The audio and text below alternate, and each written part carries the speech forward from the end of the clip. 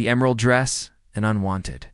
Memories. Rachel Anderson adjusted the delicate straps of her emerald gown as she stepped into the glittering ballroom of the Grand Lexington Hotel. The Manhattan Charity Gala was in full swing, with crystal chandeliers casting warm light across hundreds of guests dressed in their finest attire. She held her champagne glass a little tighter than necessary, trying to steady her nerves. This was supposed to be her celebration night. After years of grinding through the corporate world, she had finally landed her dream position as marketing director at Preston Technologies, one of the most innovative tech companies on the East Coast. "You look like you've seen a ghost." Her best friend Nicole Grant appeared beside her, holding 2 fresh glasses of champagne. Nicole worked in the finance department at Preston and had been Rachel's confidant through every career milestone and personal disaster. "Worse than a ghost," Rachel whispered, accepting the glass. "Trevor is here." Nicole's eyes widened as she scanned the crowd. "Trevor Walsh.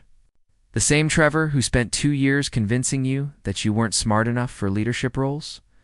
Rachel nodded, her stomach twisting as she spotted him across the room. Trevor looked exactly as she remembered, tall and polished in his tailored tuxedo, laughing with a group of executives. He had a way of commanding attention, of making everyone around him feel like they were part of something important. That charm had fooled her for far too long. The desperate request their relationship had ended 14 months ago. But the damage had taken much longer to heal. Trevor had a talent for subtle manipulation, always framing his criticism as concern. He would tell her she was too sensitive for boardroom negotiations, too emotional for strategic planning, too naive for corporate politics. By the time she finally left him, Rachel had almost believed every word. "He's walking this way," Nicole hissed urgently. "What do you want to do?" Panic surged through Rachel's chest. She wasn't ready for this confrontation. Not tonight, when she was supposed to be celebrating her success. Not when she still felt vulnerable, despite all the therapy and self-work she had done. Her eyes darted around the ballroom, searching for an escape route, and landed on a tall man standing near the window. He had dark hair and broad shoulders, and he seemed to be observing the crowd with quiet interest rather than participating in it without thinking. Rachel made her decision. She walked quickly toward the stranger, her heart pounding so loudly she could barely hear the orchestra playing. As she reached him, she leaned close enough for only him to hear. "I know this sounds insane, but could you please dance with me? My ex is watching, and I really cannot deal with him tonight." The mysterious partner, the man turned, and Rachel found herself looking into the most striking hazel eyes she had ever seen. For a moment, surprise flickered across his handsome features, but it was quickly replaced by something warmer, almost amused. "I would be honored," he said, his voice deep and smooth like aged whiskey. He set down his glass of scotch and offered his hand. "Let's not keep him waiting." Relief washed over Rachel as she placed her hand in his. His palm was warm and steady, his grip confident but gentle.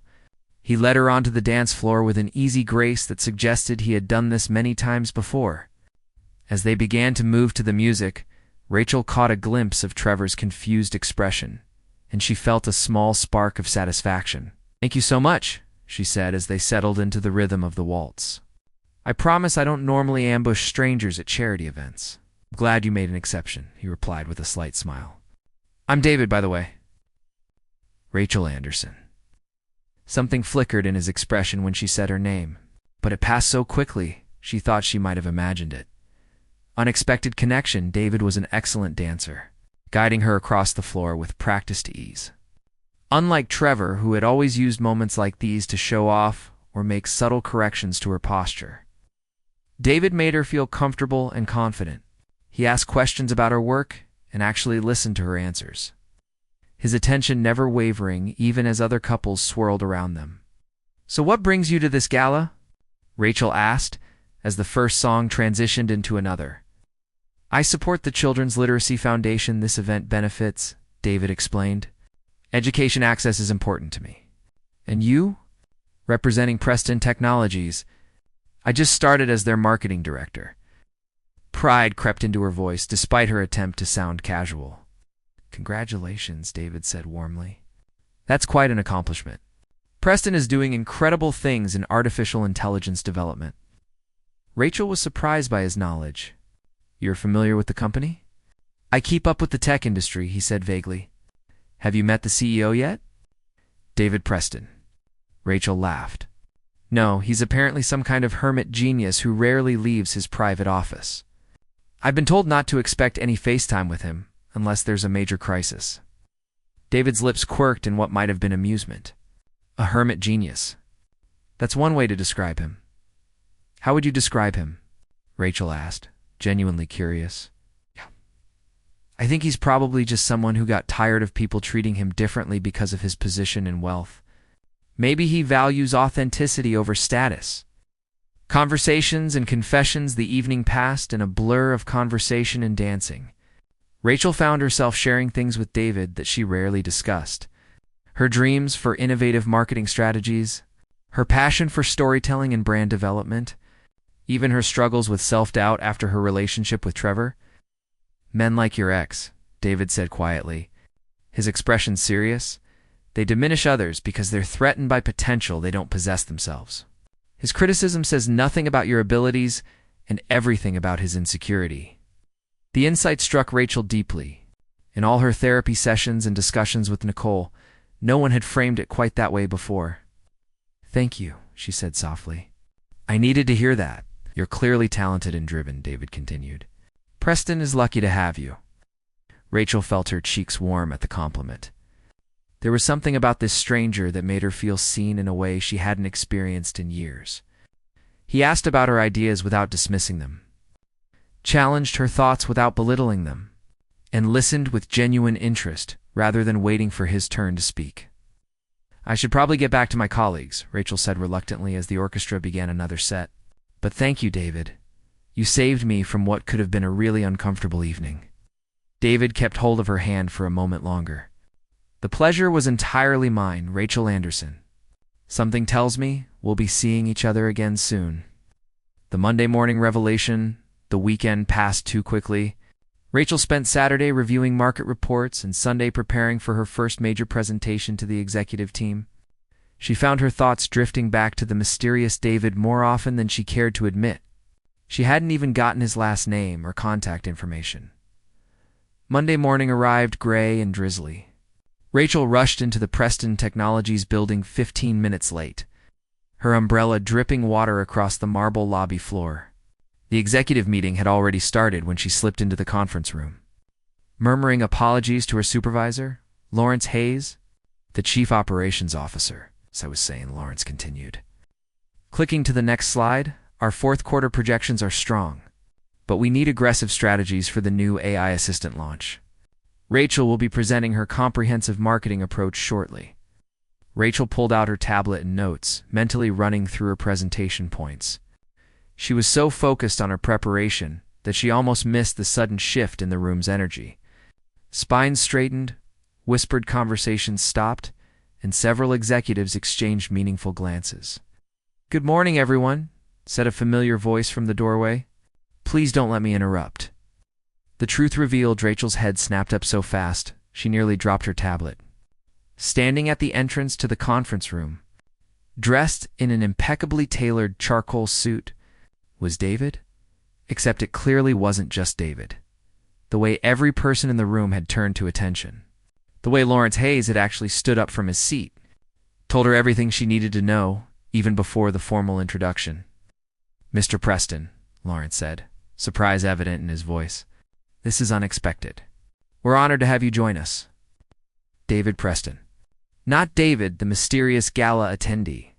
David Preston, founder and CEO of Preston Technologies, billionaire, tech innovator, and her new boss. The man she had complained to about his own absence from company operations. The man she had called a hermit genius who was too important to interact with regular employees. Their eyes met across the conference room, and Rachel saw a hint of that same amused warmth from the gala, dancing in his hazel gaze. "I decided it was time I became more personally involved with our day-to-day operations," David said smoothly. Taking the empty seat at the head of the table. "Please, continue." Rachel's mind raced. She had danced with David Preston. She had told David Preston that David Preston was an absent hermit. She had shared her insecurities and dreams with the man who now controlled her entire career trajectory. He'd crept up her neck as the full mortification of the situation settled over her. Lawrence turned the presentation over to her, and Rachel somehow managed to stand on legs that felt like they might give out at any moment. But as she launched into her marketing strategy, drawing on years of experience and genuine passion for her work, something shifted. She stopped thinking about David as the man from the gala or even as the intimidating CEO. She focused on what she knew best, creating compelling narratives that connected products with people. Professional excellence slide by slide, Rachel outlined her vision for the AI assistant launch. She proposed moving away from fear-based marketing about being left behind by technology and instead focusing on empowerment stories about how artificial intelligence could enhance human creativity and connection. She presented data showing that consumers increasingly valued ethical technology companies that prioritized user privacy and transparency. "This is an interesting approach," David commented, speaking for the first time since her presentation began. His tone was purely professional, with no hint of their previous encounter. "But won't, emphasizing ethics and privacy limitations, reduce our competitive edge and speed to market?" Rachel met his gaze directly, pushing past her personal embarrassment to engage with a legitimate business question. "Actually, Mr. Preston, our research indicates that the target demographic for premium AI products prioritizes trustworthiness over novelty. They want technology that respects their intelligence and autonomy. Speed to market matters less than getting the message right."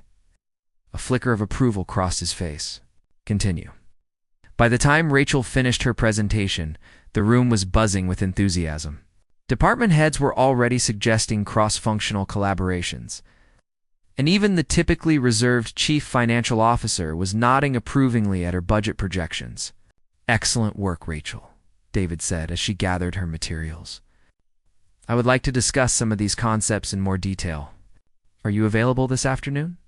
Before she could respond, his assistant appeared at the door, quietly informing him that his next meeting had arrived. David stood, buttoning his suit jacket with practiced ease. "My office." 2:00, he stated rather than asked, then strode from the room before Rachel could do anything but nod. Hallway aftermath as the other executives filed out.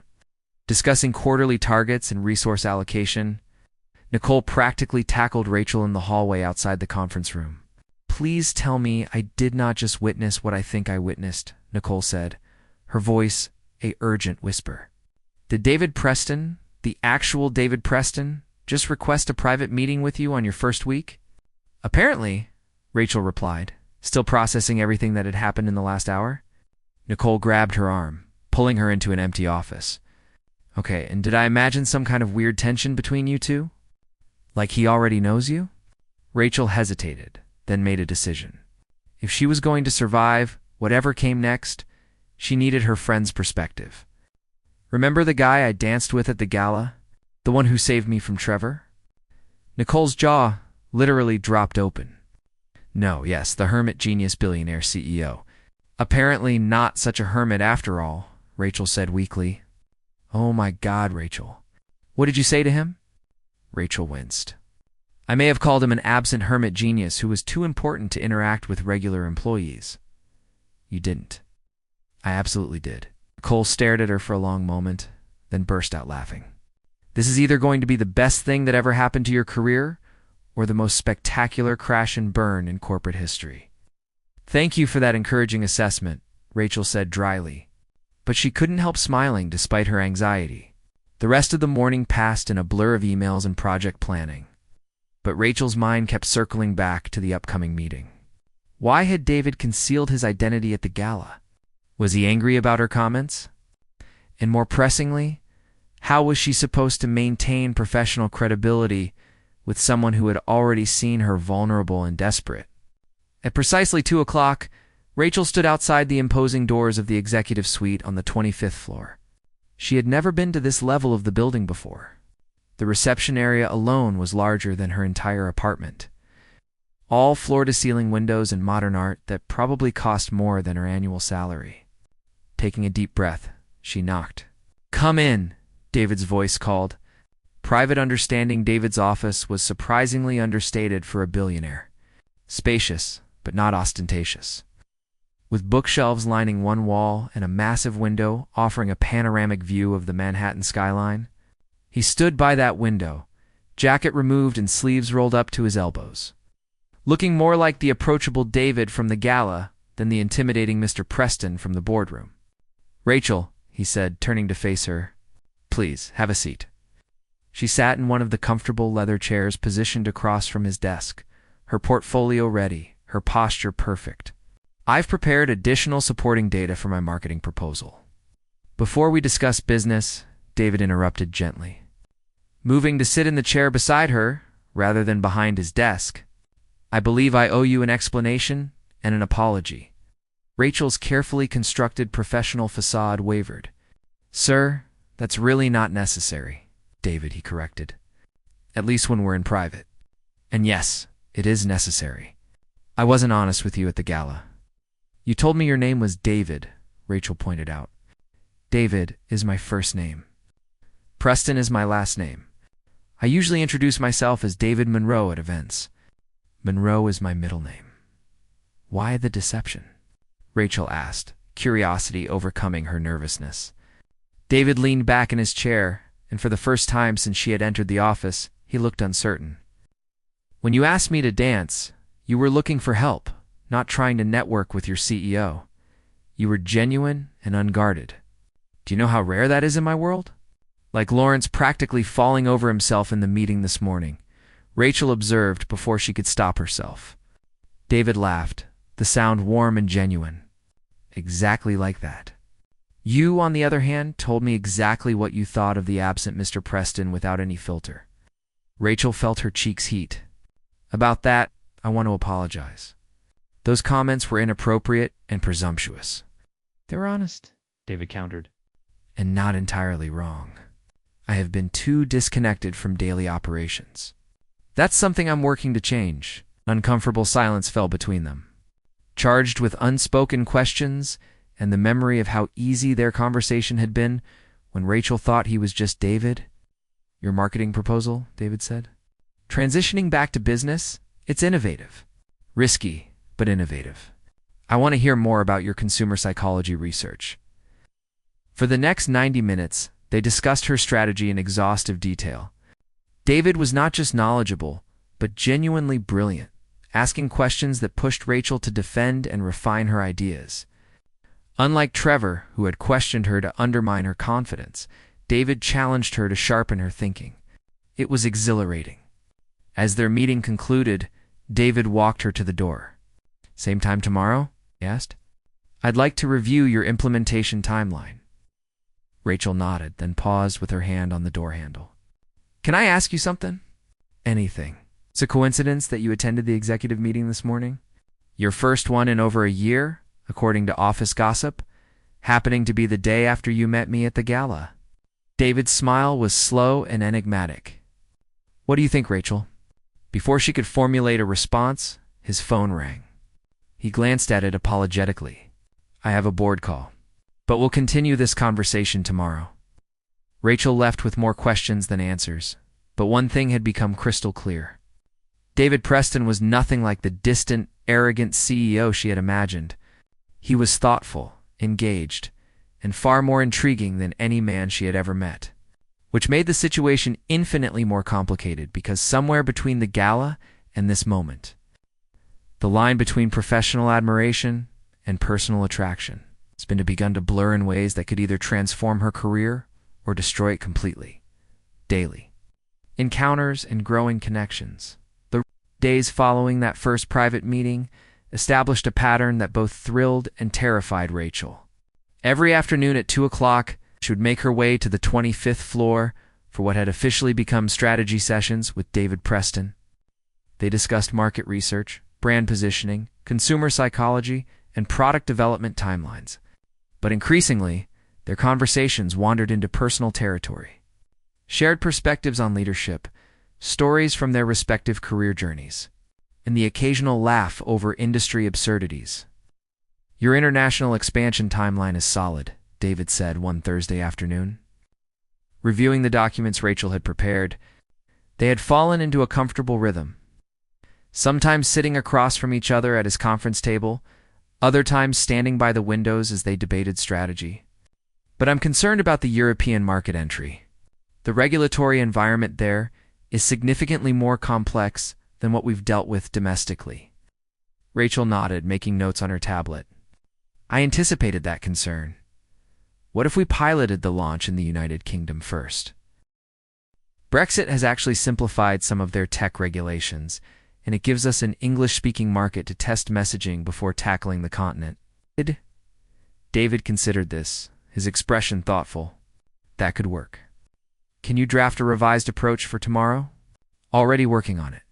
Rachel replied with a slight smile. You're always one step ahead, David observed. Something warm in his tone that had nothing to do with business strategy. Their eyes met and held for a moment longer than necessary.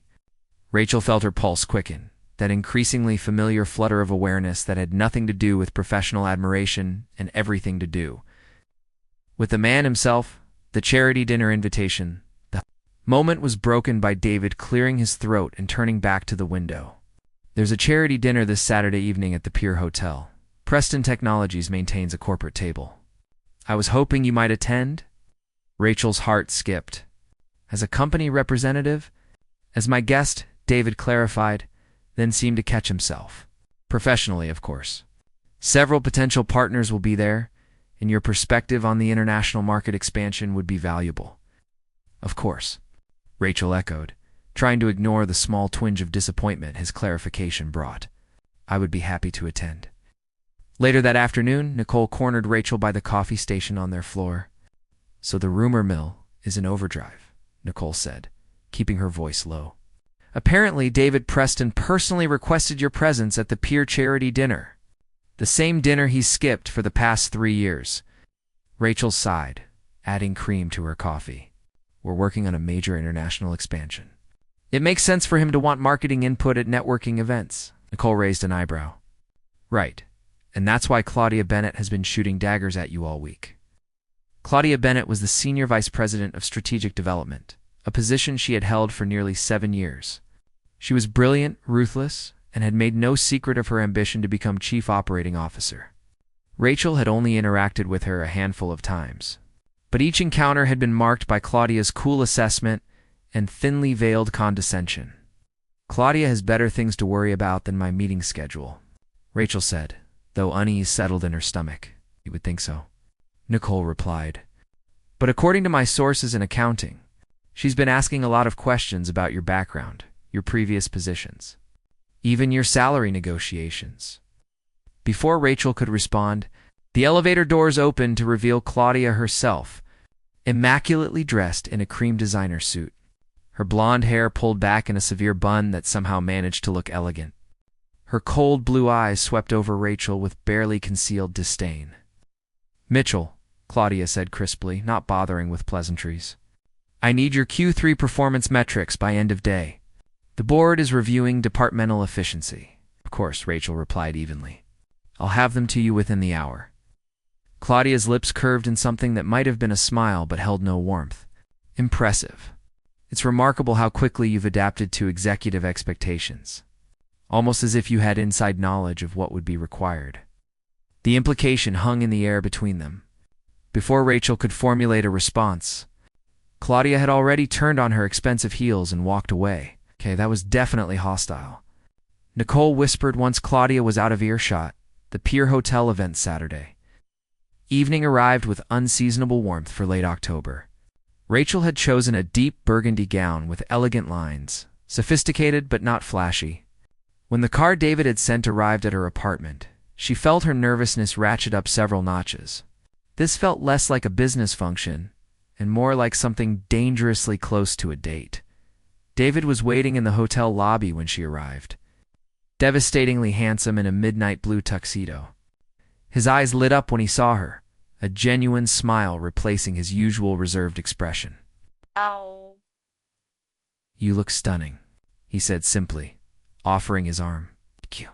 Rachel replied, trying to ignore how natural it felt to slip her hand through his arm. You clean up pretty well yourself. The charity dinner benefited arts education programs in underserved communities, and the ballroom was filled with Manhattan's cultural elite. Throughout the evening, David introduced Rachel to gallery owners, museum directors, and tech investors interested in supporting creative initiatives. She was impressed by his genuine passion for the cause and the way he engaged with people, listening more than he spoke, asking thoughtful questions rather than dominating conversations. They were seated at a table with several Preston Technologies executives, including Claudia Bennett and Lawrence Hayes. Rachel felt the weight of scrutiny throughout dinner, particularly from Claudia, whose sharp gaze never seemed to leave her for long. "So, Rachel," Claudia said during the dessert course, her tone falsely pleasant, "David tells me you're leading the international expansion marketing strategy. That's quite a responsibility for someone so new to the company." "I'm grateful for the opportunity," Rachel replied carefully. "The team has been incredibly supportive." "I'm sure they have been," Claudia said, her smile not reaching her eyes. "It's interesting how some people rise so quickly. Talent, timing, or something else entirely." David's jaw tightened almost imperceptibly. Rachel's strategy presentations have been exceptional. She earned this role through merit and innovative thinking. Unexpected encounter on the terrace, the tension at the table was palpable. Rachel excused herself, needing a moment to breathe away from Claudia's subtle hostility. She found her way to a terrace overlooking Central Park, the autumn air cool against her flushed skin. She had only been there a few moments when David appeared beside her. "I apologize for Claudia," he said quietly. "She can be abrasive when she feels territorial." "Why would she feel territorial about me?" Rachel asked, though she suspected she knew the answer. "Because you're talented. Because I've been spending significant time working with you, and because Claudia views anyone with potential as competition." David moved closer, his shoulder nearly touching hers as they both gazed out at the city lights. "For what it's worth, your work speaks for itself. You don't need anyone's protection or validation." Rachel turned to face him. "Then why does it feel like there's more going on here than just professional collaboration?" The question hung between them, charged with all the unspoken tension that had been building over the past few weeks. David's hazel eyes searched hers, and she saw him weighing his response, calculating risks and rewards the way he probably evaluated every major business decision. "Because there is," he admitted softly, "and we both know it." Before either of them could say more, the terrace door opened. Rachel's heart sank as she recognized the figure stepping outside. Trevor Walsh stood in the doorway, his expression one of calculated surprise. He looked exactly as she remembered, polished and confident, with that familiar smile that had once made her feel special, but now just made her feel foolish for ever believing it. "Rachel," Trevor said, his voice smooth as silk, "I thought I recognized you inside." "You look incredible, Trevor." Rachel's voice was considerably cooler. "I didn't realize you would be here." "Last-minute addition to the guest list," Trevor explained, his eyes sliding to David with barely concealed calculation. "Mr. Preston, it's an honor. Trevor Walsh. I believe we have a meeting scheduled for Tuesday morning." Rachel felt the blood drain from her face. David's expression remained carefully neutral, but she sensed the sudden tension in his posture. "A meeting?" Rachel asked, her voice barely above a whisper. Trevor's smile widened, clearly enjoying her discomfort. "My interview for the Senior Director of Financial Strategy position. Claudia Bennett personally recommended me after we reconnected at last month's industry conference. She thought my experience would be valuable to Preston Technologies." The pieces began clicking together in Rachel's mind with sickening clarity. Claudia and Trevor knew each other. Claudia had recommended Trevor for a position at Preston Technologies, and Trevor's interview was scheduled just days before a major board meeting where Rachel was supposed to present her international expansion strategy. "Excuse me," Rachel said abruptly, needing to escape before her carefully maintained composure cracked entirely. She brushed past Trevor and back into the ballroom. Her heart-pounding confrontation in the powder room, she made her way to the ladies' room, hoping for a moment to collect herself. But when she pushed through the door, she found Claudia standing at the mirror, replaying her lipstick with precise movements. "Running away already?" Claudia asked, not bothering to look at Rachel directly. I saw Walsh corner you and David on the terrace. Awkward. You recommended Trevor for a position at Preston, Rachel said, deciding there was no point in pretending ignorance. Why? Claudia finally turned to face her, and the mask of professional courtesy dropped entirely. Because you need to understand something, Rachel. David Preston may be charmed by your fresh perspective and your doe-eyed enthusiasm. But this company has structure and hierarchy for a reason. People don't just walk in and start making major strategic decisions because they catch the CEO's eye. My work is solid, Rachel said, anger overriding her usual diplomatic approach. Every presentation, every strategy document, every market analysis has been thoroughly researched and data-driven. I'm sure it has been, Claudia replied coldly. But optics matter in corporate culture, and right now, it looks like a relatively inexperienced marketing director has gained unprecedented access to the CEO through means that have nothing to do with professional qualification. Rachel felt her face flush. That's not what's happening, isn't it? Claudia's smile was arctic. You attend a gala, happen to meet David, and suddenly you're his daily confidant on major company initiatives. Then your ex-boyfriend, who just happens to be a talented financial strategist I've known for years, applies for a position that would give him direct oversight of marketing budgets. Interesting timing, don't you think? The implication was clear and devastating. Claudia was suggesting that Rachel and Trevor were working together somehow, using their connection to manipulate David and gain influence within the company. Trevor and I are not collaborating, Rachel said firmly. Our relationship ended badly over a year ago, and I want nothing to do with him. Then you won't mind if he joins the company, Claudia said sweetly. Unless, of course, you're worried he might reveal something about your past that would undermine your current position. Before Rachel could respond, Claudia swept from the room, leaving behind the subtle scent of expensive perfume and the distinct impression of a threat. Emergency strategy session. Rachel returned to the ballroom to find David waiting near their table, concern evident in his expression. We need to leave, he said quietly.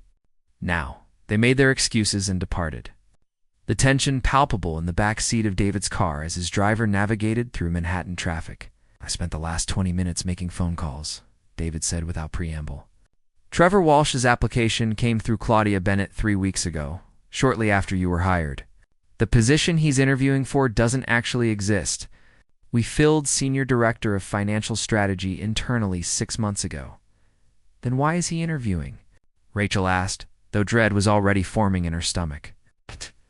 Someone created the appearance of an open position and fast-tracked his application without proper vetting. David's voice was tight with controlled anger. I think Claudia is manufacturing a situation to make it look like you and Trevor are coordinating to gain influence at Preston Technologies. Rachel's mind raced. But why? What does she gain from discrediting me? David was quiet for a long moment, his jaw working as if debating how much to reveal. Finally, he spoke. There's something you need to know about Preston Technologies' founding structure. My mother, Eleanor Preston, was the creative force behind our early success. She developed the frameworks for our user interface designs and our approach to intuitive technology. When she died 8 years ago, my father established a foundation in her name. The Eleanor Preston Foundation, Rachel said. Remembering seeing it mentioned in company materials, yes, according to the corporate charter. Control of that foundation, which owns 28% of Preston Technologies, transfers to the chief marketing officer after they've held the position for 1 year. David turned to face her directly. Claudia has been acting chief marketing officer for 11 months. In 4 weeks, unless something changes, she'll control more than a quarter of my company. The revelation hit Rachel like a physical blow. And if you promote someone else to chief marketing officer instead, she loses that control, David finished. She's been positioning herself for this for years. She's carefully building alliances on the board and eliminating any potential competition. Your innovative ideas and our working relationship threaten her plans. If she can convince the board that I'm making decisions based on personal attraction rather than business merit, they'll question my judgment on other matters, including any restructuring of the marketing division. So she brings in Trevor to make it look like I'm using a romantic connection to advance my career and his, Rachel said. the full scope of Claudia's scheme becoming horrifyingly clear. And even if we deny everything, the appearance of impropriety damages both our credibility. Exactly. David's expression was grim. The board meeting where Claudia officially becomes chief marketing officer is in 4 weeks. We have until then to prove what she's doing or to present an alternative so compelling that the board questions her appointment. Uncovering the past, Rachel spent Sunday at her apartment, ignoring Nicole's concerned texts and diving deep into research. If Claudia and Trevor had a history together, there would be traces. She started with LinkedIn, then moved to industry publications, conference attendance records, and archived press releases. By evening, she had found it. 7 years ago, both Claudia Bennett and Trevor Walsh had worked at Summit Partners, a mid-sized investment firm. Claudia had been director of strategic partnerships. Trevor had been a junior financial analyst. They had both left Summit within months of each other. Claudia moving to Preston Technologies and Trevor to the firm where he eventually met Rachel. Her phone rang. David's name appeared on the screen. "I found the connection," Rachel said immediately upon answering. "Summit Partners. 7 years ago." "I know," David replied, his voice tight. "I've been digging all day too. Rachel, it's worse than we thought." Claudia was Trevor's supervisor at Summit. She wrote his recommendation letters for subsequent positions, including the one at Morrison Financial where you two met. Rachel felt her world tilt. "Are you saying my entire relationship with Trevor was engineered by Claudia?" "I don't know about the relationship itself," David said carefully, "but I found email correspondence between them dating back for years. Claudia has been tracking your career for a long time, noting your accomplishments, your innovative marketing proposals, your trajectory. In one email from 18 months ago, right around when you and Trevor broke up, she wrote that you were neutralized for now, but could resurface as a threat. Why me?" Rachel whispered, the betrayal cutting deeper than she expected. "I was nobody for years ago, just a mid-level marketing manager, because you presented a campaign proposal at a Summit Partners client meeting 4 years ago," David explained. "A proposal for rebranding luxury technology using emotional storytelling and consumer empowerment. Claudia was in that meeting. She saw your potential immediately, and she's been systematically limiting your career advancement ever since." Rachel, remembered that meeting. Remembered feeling proud of her presentation, only to have it completely dismissed by the client. Trevor had consoled her afterward, telling her that her ideas were too emotional, too risky, that she needed to develop a more pragmatic approach. She had trusted his judgment because she loved him, never suspecting that he might have been deliberately undermining her confidence. "Trevor's interview is Tuesday morning at 9, David said. "I'm going to personally conduct it. With your permission, I'd like you to be there as well." "What are you planning?" Rachel asked. "Let's give him enough rope to hang himself," David replied. "And hopefully, to get him to reveal the extent of his collaboration with Claudia." The interview strategy. Monday morning, Rachel met David in his office, an hour before the rest of the executive team arrived. The Manhattan skyline was just beginning to lighten with dawn, and the building felt eerily quiet. "Are you certain you want to do this?" David asked, studying her carefully. "Seeing Trevor, hearing him talk about your relationship, it won't be pleasant." Rachel met his gaze steadily. "I need to do this. He stole 2 years of my life and my confidence. If he's been working with Claudia to sabotage my career, I deserve to hear him admit it." David nodded, respect evident in his expression. "The interview room on 23 has recording capabilities, perfectly legal in New York for business purposes. I'll start the interview normally, ask standard questions. If I can establish that he knows Claudia personally, beyond just her recommendation, we can push him on the nature of their relationship." "He'll be careful," Rachel warned. "Trevor is excellent at saying just enough to maintain plausible deniability while never fully committing to anything." "Then we'll need to make him think he's already won," David said, a calculating look entering his eyes. "Make him confident enough to boast." They spent the next hour preparing, reviewing Trevor's resume and application materials, identifying inconsistencies and gaps that David could exploit. By the time Trevor arrived for his 9 o'clock interview, Rachel was positioned in the adjacent observation room, watching through a one-way mirror as David greeted her ex-boyfriend with professional courtesy. "The confession begins. Trevor looked confident as he settled into the interview room chair. His expensive suit perfectly tailored, his smile warm and engaging. This was the Trevor who had charmed her at a corporate networking event 3 years ago. The Trevor who had seemed supportive and encouraging before gradually eroding her self-belief. "Thank you for making time this morning, Mr. Walsh," David began formally. "I appreciate your interest in Preston Technologies." "The pleasure is mine, Mr. Preston," Trevor replied smoothly. "When Claudia reached out about this opportunity, I knew immediately that it was the right move for my career trajectory." "You know Ms. Bennett personally, then?" David asked, his tone casual. "We go back several years," Trevor confirmed. "She was actually my supervisor at Summit Partners early in my career. She's been a valuable mentor and professional connection." David made a note on his tablet. "That's interesting." Her recommendation letter didn't mention the personal connection, which is typically disclosed in our hiring process. A flicker of uncertainty crossed Trevor's face, but he recovered quickly. "I assumed she had mentioned it. Claudia is always very thorough about professional protocols." "Tell me about your experience with marketing budget oversight," David continued, smoothly changing subjects. "That would be a significant component of this position." As Trevor launched into his qualifications, Rachel watched his body language. The subtle signs she had learned to read during their relationship. The way he leaned forward when he was overly confident. The slight smile when he thought he had gained an advantage. The tendency to touch his watch when he was embellishing the truth. "Your resume indicates you've worked closely with marketing departments at your previous positions," David observed. "Any particular experiences that stand out?" "Actually, yes," Trevor said, and Rachel saw him lean forward slightly. "At Morrison Financial, I worked extensively with our marketing director on budget allocation. She was talented, but often needed guidance on the financial realities of implementing her more ambitious ideas.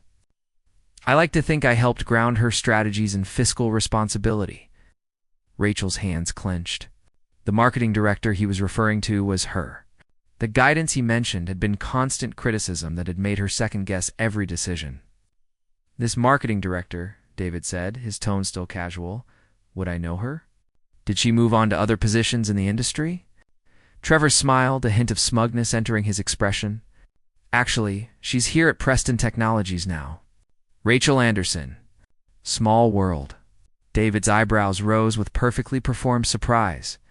"You and Ms. Anderson worked together previously? That wasn't mentioned in your application." "We did more than work together," Trevor said. And Rachel saw him settle back in his chair with the confidence of someone who believed he held the winning hand. "We dated for 2 years. I thought I was helping her career by tempering some of her more unrealistic ambitions. But she didn't always appreciate the feedback. The relationship ended, but I like to think I contributed to her professional development. She seems to have learned from our time together." The trap springs in the observation room. Rachel felt rage and vindication warring within her. Trevor was actually taking credit for her success while simultaneously diminishing her abilities. The audacity was breathtaking. "Fascinating," David said, his expression revealing nothing. "So you're saying that despite your personal history with one of our current executives, you applied for a position that would give you direct oversight of her department's budget?" Trevor's confidence faltered slightly. When Claudia mentioned the opportunity, she thought my experience with Rachel would actually be an asset. I understand how she thinks, how to channel her creativity into practical applications. "And Ms. Bennett knew about your prior relationship with Ms. Anderson when she recommended you?" "Of course," Trevor said. "Claudia and I discussed it extensively. She felt that Rachel's quick rise at Preston might benefit from someone who could provide stability and realistic guidance. Someone who understood her weaknesses and could help manage." Admission that Claudia had known about the relationship and had specifically positioned Trevor to undermine Rachel's work. David's expression remained neutral, but Rachel saw the slight tightening around his eyes that indicated satisfaction. "Mr. Walsh, I'm curious about something," David said, shifting his posture slightly. "Your application came through very quickly, bypassing several standard review protocols. The position you're interviewing for was filled internally 6 months ago. How exactly did you come to understand that Preston Technologies was hiring for this role?" The color drained slightly from Trevor's face. Claudia informed me that restructuring was creating new opportunities in financial oversight. Restructuring that hasn't been announced internally or to the board, David said, his tone sharpening. Restructuring that, in fact, doesn't exist. So either Ms. Bennett has information about company plans that I, as CEO, am not aware of, or she created a fictional position to bring you into Preston Technologies. Trevor stood abruptly. I think there's been some miscommunication. Perhaps I should reschedule this interview after clarifying details with Claudia. Sit down, Mr. Walsh. David's voice carried unmistakable authority. We're not finished. Trevor sat, his earlier confidence completely evaporated. Right. Let me tell you what I think is happening, David continued. I think Claudia Bennett has been systematically tracking and limiting Rachel Anderson's career for years. Seeing her as a threat to plans Claudia has been cultivating, I think you were part of that strategy, whether knowingly or not. It's positioned to undermine Rachel's confidence and professional development. And I think Claudia brought you here now to create the appearance of impropriety, to suggest that Rachel and I are making decisions based on personal connection rather than professional merit. That's absurd, Trevor protested, but his voice lacked conviction. Is it? David pulled out a tablet and turned it to face Trevor. These are email correspondences between you and Claudia Bennett going back for years. In them, she asks you to monitor Rachel's career progress, to report on her proposals and ambitions, and to manage her confidence levels so she doesn't become competition for positions Claudia wants to control. Trevor stared at the screen, his face going pale. Where did you get those? Claudia used her Preston Technologies email address for several of these communications, David explained coldly, which means they're company property, subject to review. She got careless, probably because she believed she was untouchable. Rachel's entrance, David pressed a button on the table, and the door to the observation room opened. Rachel walked into the interview room, her spine straight, her expression composed despite the emotions churning inside her. Trevor shot to his feet. Rachel, I can explain. No, Rachel said quietly, her voice steady. You really can't. For 2 years, you told me I was too emotional, too ambitious, too unrealistic. You made me doubt every instinct, every idea, every accomplishment. And the entire time, you were reporting to Claudia, helping her track my career so she could interfere whenever I got too close to opportunities she wanted. That's not how it was, Trevor said desperately. I cared about you. The relationship was real? Maybe it started that way, Rachel allowed. But somewhere along the line, you prioritized your connection with Claudia over your integrity. You let her use our relationship to sabotage my career and my confidence. Trevor looked between Rachel and David, realizing he had no viable defense. What happens now? Now you leave, David said simply. Your application is rejected. If you attempt to contact Rachel or anyone else at Preston Technologies, we will pursue legal action for conspiracy to commit fraud and corporate sabotage. Do I make myself clear? Trevor grabbed his briefcase, his earlier polish completely shattered. At the door, he turned back one final time. For what it's worth, Rachel, you were always more talented than Claudia gave you credit for. I should have told you that when it mattered. After he left, silence filled the interview room. Rachel found herself trembling slightly, the adrenaline of the confrontation finally catching up with her. Are you all right? David asked gently, moving to stand beside her. I think so, Rachel said. It's strange. Part of me thought hearing him admit it would hurt more, but mostly I just feel angry that I wasted so much time doubting myself because of his manipulation. You're not that person anymore, David observed. You're stronger now, more confident. Nothing he did could ultimately stop you from becoming the talented professional you are today. The board meeting showdown, the emergency board meeting, was scheduled for 2 o'clock that afternoon. David had called it under the guise of discussing the international expansion timeline. But Rachel knew the real agenda was confronting Claudia and addressing the pending chief marketing officer appointment. The boardroom on the 26th floor was imposing. With a massive mahogany table surrounded by leather chairs, 12 board members sat waiting as David and Rachel entered, followed shortly by Claudia Bennett and Lawrence Hayes. Claudia's expression was cool and composed, But Rachel noticed the slightest tightness around her eyes. She knew something was wrong.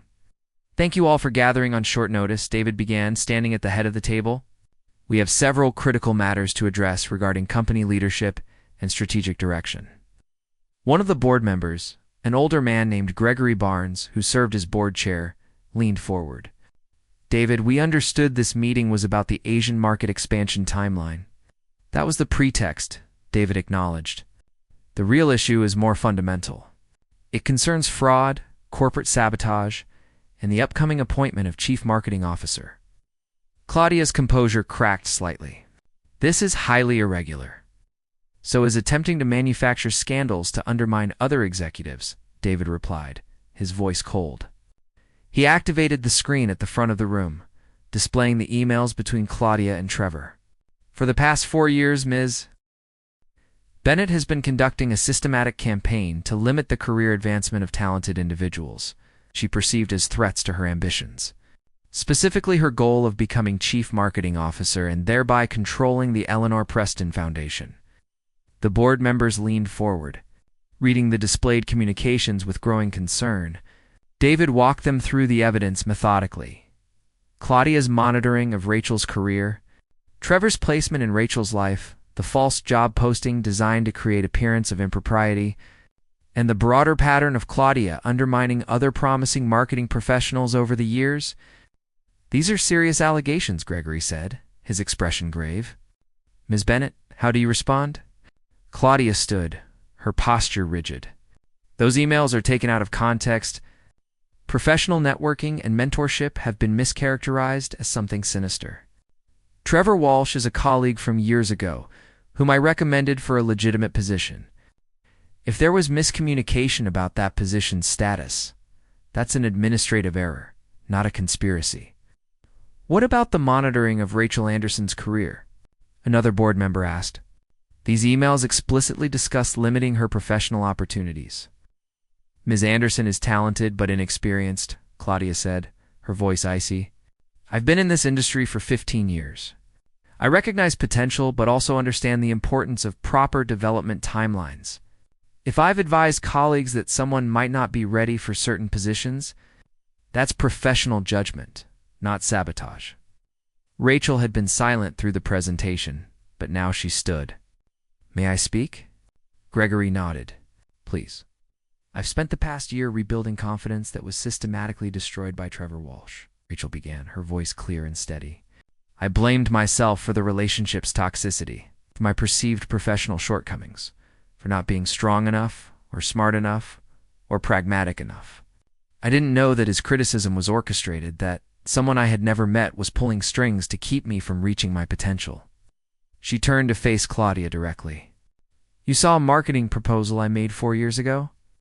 And instead of viewing me as a potential asset or collaborator, you immediately categorized me as a threat. You used your connection with Trevor to monitor and limit my career. You tried to use him again now to discredit my work at Preston Technologies.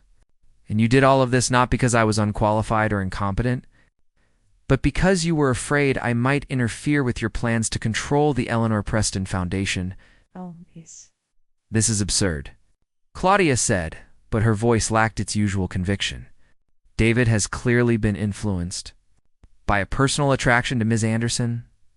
This entire presentation is designed to justify decisions he's already made based on that. Attraction rather than professional merit." "How?"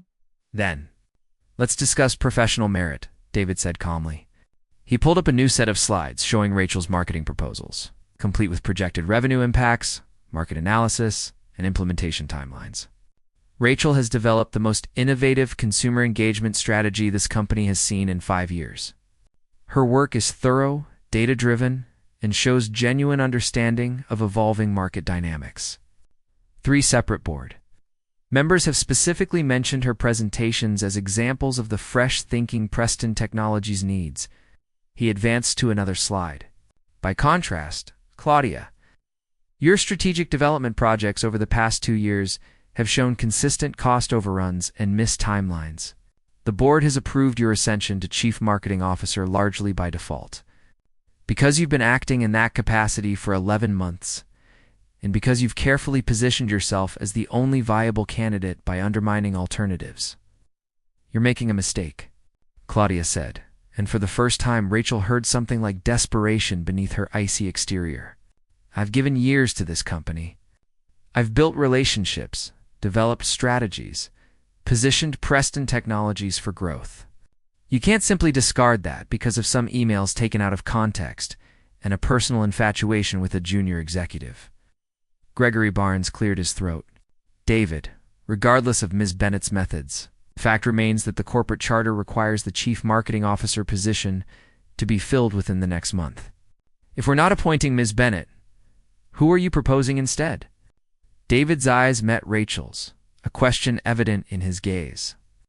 They hadn't explicitly discussed this moment, but Rachel suddenly understood what he was asking. The decision, I'm not ready, Rachel said quietly, but clearly enough for the entire boardroom to hear. The chief marketing officer role requires experience and relationships I haven't yet developed, but I would like to propose an alternative structure. She moved to stand beside David at the front of the room, channeling every ounce of confidence she had rebuilt over the past year. Instead of a single chief marketing officer, what if Preston Technologies created a dual leadership model for the marketing division? An experienced strategist focused on operations and client relationships, paired with an innovation director focused on consumer engagement and creative strategy. Both positions reporting directly to the CEO, both contributing to the division's direction. But with complementary skill sets rather than hierarchical competition, several board members exchanged interested glances. Gregory leaned back in his chair, considering. That's an unusual structure.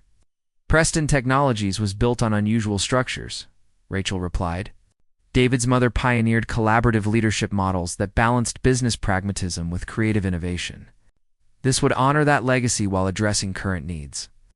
And who would fill these positions? Another board member asked. For the operational role, I would recommend Lawrence Hayes, Rachel said, gesturing to her supervisor, who looked startled. He has 15 years of experience, strong client relationships, and has managed the marketing division's budget and logistics flawlessly. For the innovation role, I'm willing to be considered, but with the understanding that I would be working alongside experienced leadership rather than attempting to manage areas where I lack expertise. David smiled slightly, pride evident in his expression. Under this structure, Eleanor Preston Foundation would be jointly controlled by both marketing executives, requiring consensus for major decisions. No single individual would have unilateral control. The brilliance of the proposal became clear. It neutralized Claudia's scheme while creating a structure that genuinely served the company's interests. Gregory looked around the table, reading his fellow board members' expressions. I move that we table the chief marketing officer appointment and direct David to develop a formal proposal for the dual leadership structure, Gregory said. All in favor?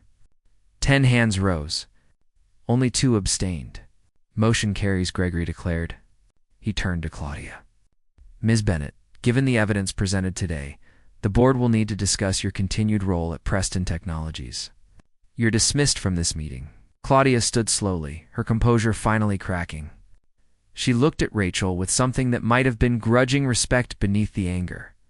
You're smarter than I gave you credit for. I underestimated you, yes, Rachel said simply. You did. After Claudia left, the meeting continued for another hour, discussing implementation details and timeline. By the time it concluded, Rachel felt exhausted but triumphant. She had faced down her manipulative ex, confronted the woman who had orchestrated years of career sabotage, and proposed a solution that protected both her interests and the company's future. Authentic beginnings late that evening. Rachel stood in David's office watching the sun set over Manhattan. Authentic beginnings late that evening. Rachel stood in David's office watching the sun set over Manhattan. The building had emptied hours ago, but neither of them had felt ready to leave. The adrenaline of the board meeting had faded, leaving behind a strange mixture of exhaustion and exhilaration. You were brilliant today, David said, joining her by the window with 2 glasses of wine. The dual leadership proposal was inspired. I genuinely hadn't considered that approach. Rachel accepted the glass, their fingers brushing briefly. It seemed like the right solution. Claudia was wrong about many things, but she was right that I'm not ready to manage an entire division alone.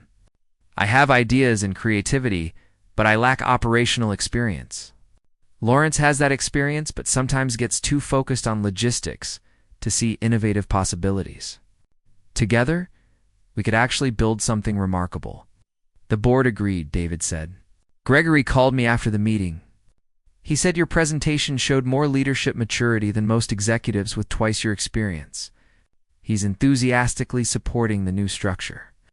They stood in comfortable silence for a moment, watching the city lights begin to twinkle as twilight deepened. Rachel felt the weight of the past few weeks settling over her.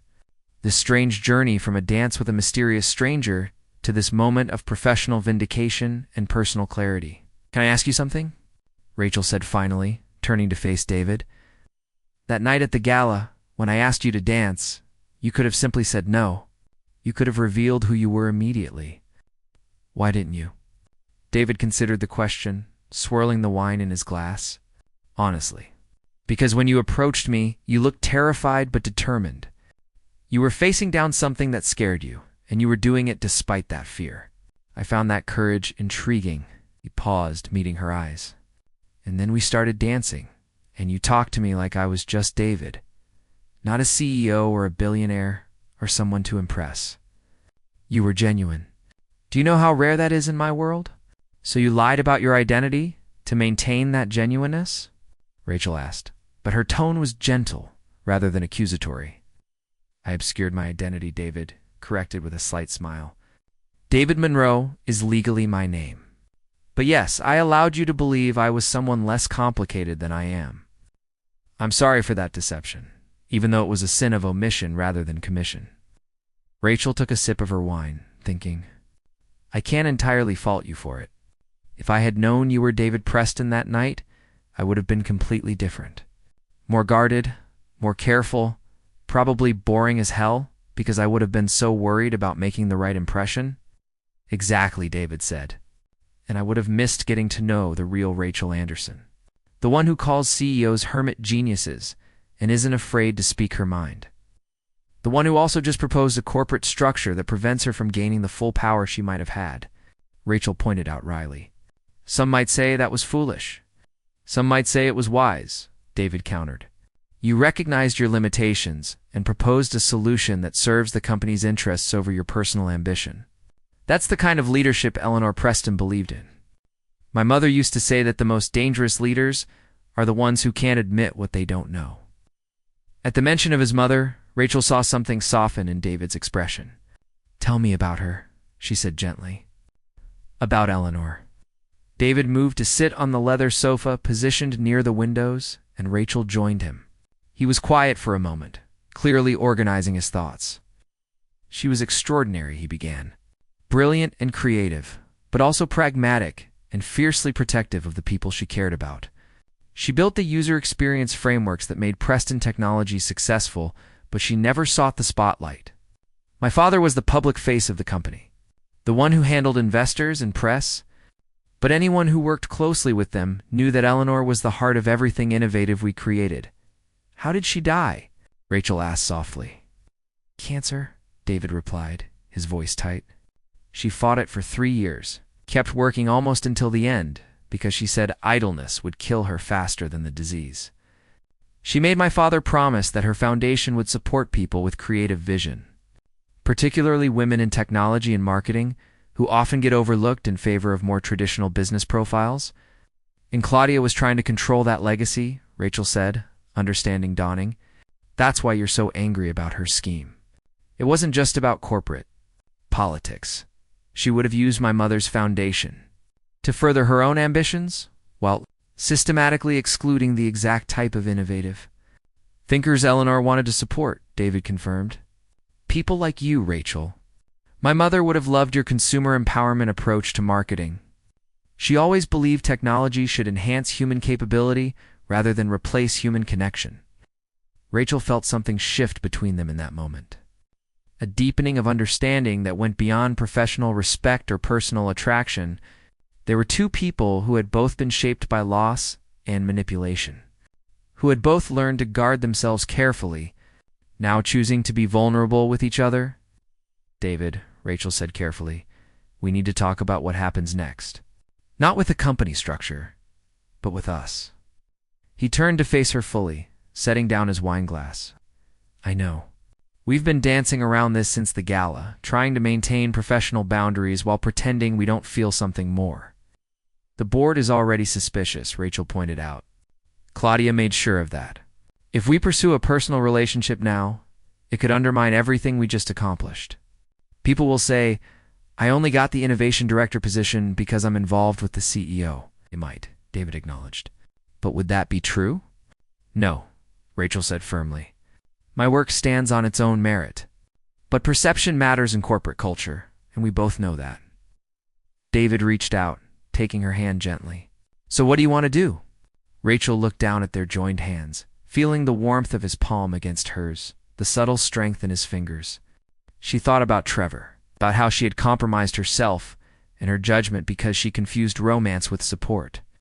She thought about the past few weeks, about how David had challenged her ideas without diminishing her confidence, had valued her perspective without patronizing her, had seen her potential without trying to control or limit it.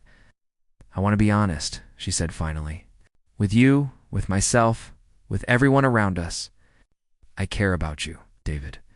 Not because you're the CEO or because you're wealthy or because being with you would advance my career. I care about you because you see me clearly, because you challenge me to be better. Because when I'm with you, I feel like the best version of myself." David's expression softened, his thumb tracing small circles on the back of her hand. "I care about you too, Rachel. You walked into my company and my life and made me remember why I built this business in the first place. Not for wealth or power, but to create something meaningful. You remind me of my mother in that way, the same passion for innovation that serves people rather than just markets. But we need to be smart about this," Rachel continued. "The dual leadership structure doesn't officially start for another month. I suggest we wait until then to pursue anything personal. Give the board and the company time to see that my position is based on professional merit, not romantic connection. Let people judge my work without the distraction of speculation about our relationship." David was quiet for a long moment, clearly not thrilled with the suggestion, but understanding the wisdom in it. "1 month," he said finally. "We focus on implementing the new structure, on proving to everyone, including ourselves, that this decision was right. And then, if we still feel the same way, we explore this honestly, without secrecy or deception." Rachel finished. "No more pretending to be someone we're not. No more hiding what we feel. Just honest communication and mutual respect." "Like adults," David said with a slight smile.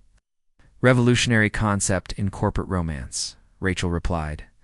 Matching his smile, they sat together in comfortable silence for a few more minutes, hands still joined, watching the city lights sparkle against the darkening sky. Finally, David stood, pulling Rachel gently to her feet. "I should let you go home," he said. "You've had an emotionally exhausting day, and tomorrow we start building the new marketing structure. Lawrence will need briefing, and we'll have to start the hiring process for additional staff to support the dual leadership model." Rachel nodded, reluctantly releasing his hand. As she gathered her things and headed toward the door, she paused and turned back. "David, thank you. For believing in my work, for standing up to Claudia, for seeing me as more than just another employee or romantic possibility. Thank you for seeing the whole person. Thank you for having the courage to approach a stranger at a gala," David replied. "For taking a risk on dancing with someone you didn't know, even though you were scared. Everything that happened after that moment was only possible because you were brave enough to take that first step."